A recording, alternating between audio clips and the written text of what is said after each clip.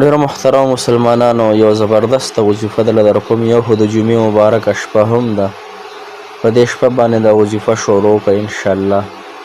4 فیدې به درته الله تعالی درکړي او دا فیدې حقیقي فیدې دي. ها دا فیدې چې دي دا په حقیقت کې فیدې دي. دا فیدې چې دي دا به موږ ته خامخا الله تعالی راکوي. دا فیدې چا بیان کړي دي؟ دا فیدې د الله محبوب بیان کړي. کم محبوب و محترم و امام الانبیاء خاتم النبیین جناب محمد رسول الله صلی الله علیه وسلم دا بیان کړي دي. نو د هغې مفهوم درته زه بیانوم محترمو. کم مسلمانان چې دنیا هم خیرونه غواړي او د آخرت هم خیرونه غواړي، دنیا کې هم خوشحالی غواړي، آخرت کې هم خوشحالی غواړي، نو د هغې خلکو دپاره دا وظیفه ده. هغه ټول مسلمانان دې زما دا وظیفه انشاءالله وکړي. الله تعالی به ورته انشاءالله ډېرې فیدې ورکړي. ډېرې څه 4 فیدې به ورته الله تعالی ورکړي. او 4 هغه فیدې دي محترمو چې دا ډېرې زیاتې بهترینې فیدې دي. دا د ژوند دپاره ډېرې اهمې دي، د ژوند د خوشحالو دپاره ډېرې اهمې دي.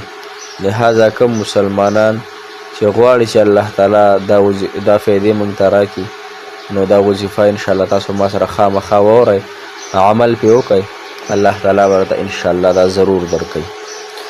السلام علیکم ورحمت الله وبرکاته. ډېرو محترمو، ډېرو قابل قدر مسلمانانو ورونو، الله تعالی مو انشاءالله تاسو به روغ جوړ صحت په جامو کې به الله تعالی مو خوشحاله او آباد کامیاب او کامران لره. الله تعالی مو د دنیا او د آخرت خوشحالۍ په نصیب باندې کړه. چېرته هم چې آباد اوسئ، کامیاب اوسئ. او محترمو موږ ته هم ډېرې ډېرې دعاګانې کوي، موږ تاسو ته ډېرې ډېرې دعاګانې کوو. محترم مسلمانانو، نه زموږ ټافک چې دی هغه ډېر زیات بهترین دی. هغه ټافک چې دی هغه د یو بهترینه وظیفه ده. لا اله الا الله الملك الحق المبین. محترمو دا وظیفه چې څوک کوي نو هغه ته به الله تعالی 4 فیدې ورکوي. 4 کمې فیدې دي چې دا به تاسو ته الله تعالی درکوي. دا که تاسو واورېدل تاسو به حق حیران شئ. 4 عظیمې فیدې درته بیانوم ښه. نو دا 100 پیرې کوئ. 100 پیرې په 15 منټو کې کېږي، په ورځ یا په شپه کې، سحر نه واله ماښامه پورې، یا کو ماښام نه پسې ویلی شي نو ویلی شي. ګورئ 4 د عظیمې فیدې الله تعالی درکړي د الله بندګانو. تاسو ولې دا عمل نه کوئ په دې خبرو باندې؟ 4 فیدې درته درکړي په 15 منټو کې. او دې فیدو انشاءالله چې زه ستاسو ذمهوار یم چې الله تعالی به خامخا دا درکړي چې تاسو په یقین سره، په اخلاص سره، په توجه سره، په دهان سره دا وي انشاءالله چې الله تعالی به دا فیدې خامخا تاسو ته درکوي. او الحمدلله دا وظیفه زه هم کوم. او دا وظیفه چې ده محترمو دا په حدیث مبارکو کې ده. علماو ذکر کړي، صحیح بخاري کې هم ده چې رسول الله مبارک فرمایي چې په ما باندې چا دروغ وي نو هغه ځان لا په جهنم کې کنده سازه کړله. لهذا موږ به دروغ نه وایو. نو دا چې دی دا حدیث مبارک چې دی نو دا محترم مسلمانانو دا صحیح حدیث دی. انشاءالله دا تاسو واورئ، زده کئ، انشاءالله عمل پرې وکئ، الله تعالی به راته انشاءالله فایده راکوي. که حدیث کم یو دی، نبی پاک صلی الله علیه وسلم فرمایي چې څوک بنده لا اله الا الله الملك الحق المبین 100 فیرې ووایي نو الله جل شانه بدله 4 فیدې ورکړي. لومبنۍ فیده د ده نه به الله تعالی د فقر دروازه په ده باندې الله تعالی بنده کړي. فقر پېژنئ؟ غریبي. غریبي څه ته وایي؟ پیسې د سره نشته، دا هم ته غریبې. تا سره ښځه نشته ته غریبې، تا سره خاوند نشته ته غریبې، لکه نکاح دې نه ده شوې.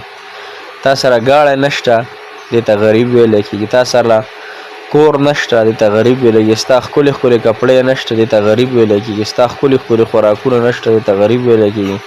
ستا ښکلې پیزار نشته دې ته غریب ویلی کېږي.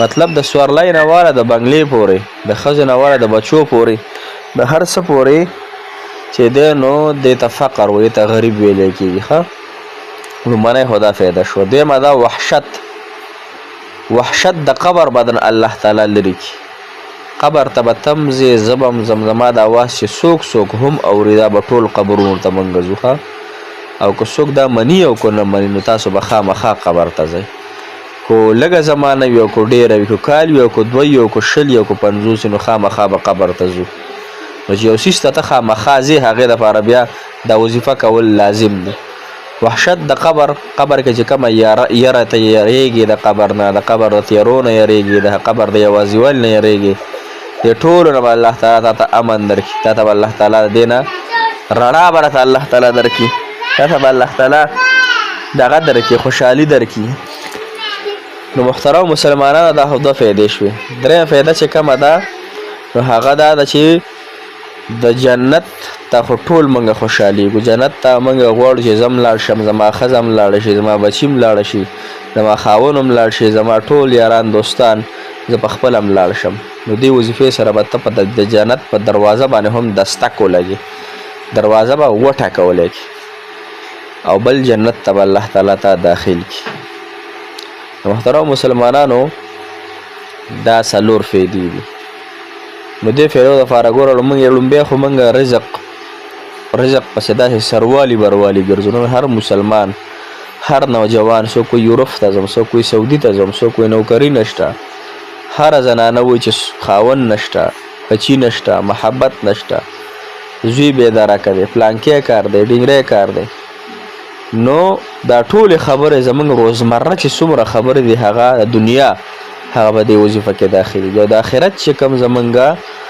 تمام څیزونه دي یعنې موږ قبر نه فنا غواړو او جنت غواړو د قبر د سختو نه فنا غواړو د قبر د عذابونو نه فنا غواړو جنت غواړو نو دا به هم الله تعالی ما تاسو ته راکړي نو انشاءالله په دې وظیفه عمل وکړئ لا اله الا الله الملك الحق المبین روزانه 100 فیرې وایې پابندۍ سره انشاءالله الله تعالی به راته دا فایدې خامخا راکړي الله تعالی مو خوشحاله آباد کامیاب او کامران لره موږ ته